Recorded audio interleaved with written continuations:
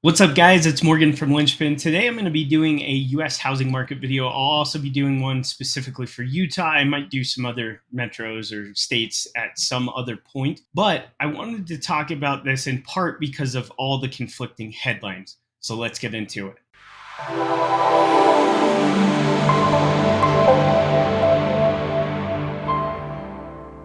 Right off the top, I want to mention this article from Barron's regarding Toll Brothers. Now, that's a luxury home builder here in the West, basically talking about now's the time to invest in the company because, well, their customers are doing well. I have to argue with this position. This, again, is kind of a stock-based item, but I'm going to point to the odd dichotomy of a lot of these articles, but that one really caught my eye from an investing standpoint. Market Insiders was talking about lumber prices soaring again, showing a rebound, showing that markets are coming back, demand for homes is there. Again, we'll look at statistics and see if that's actually the case.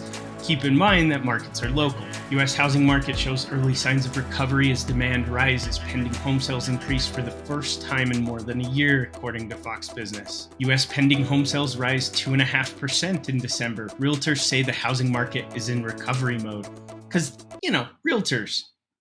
Trust us. Redfin CEO Glenn Kelman calls housing market stronger than anyone could have hoped. The housing market wakes from the dead from Axios.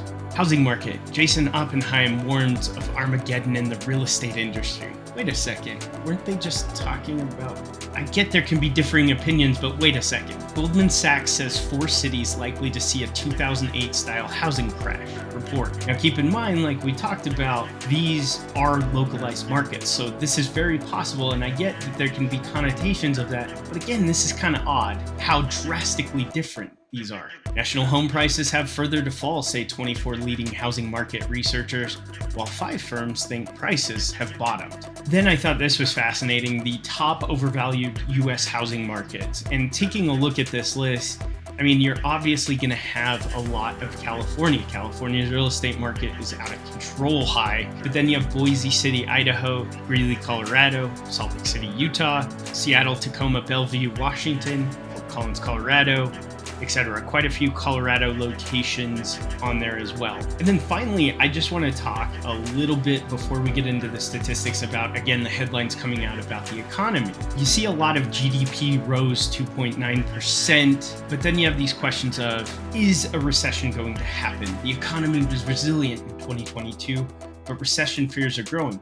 No wonder with tech layoffs, you've got interest rates still high. All of these easy money policies are slowly being removed, and in some cases not so slowly, in regards to the economy. So I would say, yes, a recession is very possible. I actually think we're already in one and have been for a bit, but again, there can be arguments on that. All right, so let's get into the data. Now, just for reference, this all comes from Realtor.com, and it's trailing. They're going to release updated numbers, I think, on February 2nd, I believe. So I'll try and put out a video around then just in regards to what's going on. But these are 10 major metros. I reduced California to just their top 2 versus they'd be like half this list without. But I just want you to take a look at the overall trend. So you have places like San Diego, Dallas, Kings, New York, etc., that are all down in active list counts now. And again, these were for December. You only have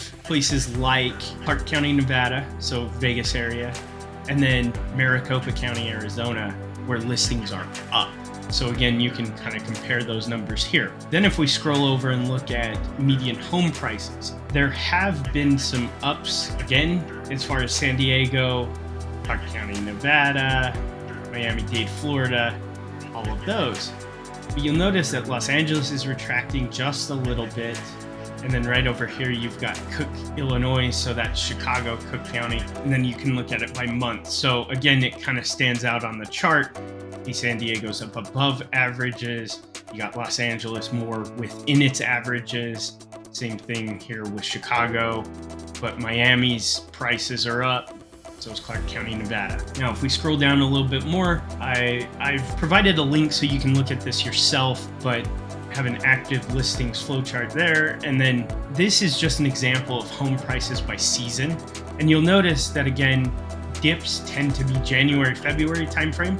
So again, a lot of these areas where median prices are up already, I think you're going to see it even more because that's the general flow. And then more towards that June, July, August timeframe is usually when it tops out historically. Let's flip over to affordability and sentiment. So this is the University of Michigan Consumer Sentiment Survey, which is this blue line.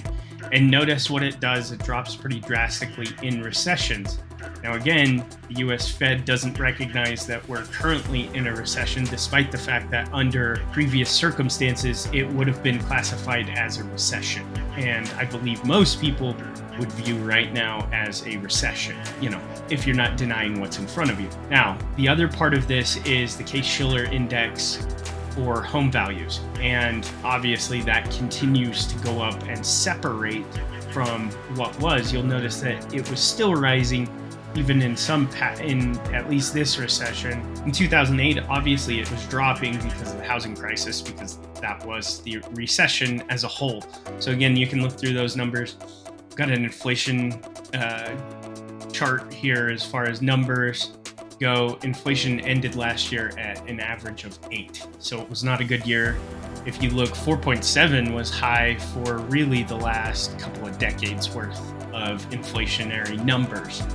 Now, if we go and look at interest rates, again, you've got climbing to where currently we're really up above that mid to late 2000s area, or sitting in that particular zone. So, historically speaking, these interest rates aren't the worst, but they're also obviously not the best. That's a pretty significant jump there. Now, new residential constructions, broken this out by decades and just kind of give you an average of the average home building taking place for units authorized. And again, that doesn't mean they're being built. So you'll notice it was somewhat consistent. So, if you take these decades through 2009, really, you get an average of about 17,000 a year. Housing crisis and some of that took place, you're going to be a lot lower. Well, that contributes to today if you have a housing shortage. And then, they're ramping this up. There is a lot of new construction being authorized and taking place. But again, you can go in and break down individual metro areas and kind of look at the active listing count today versus, a couple of years ago.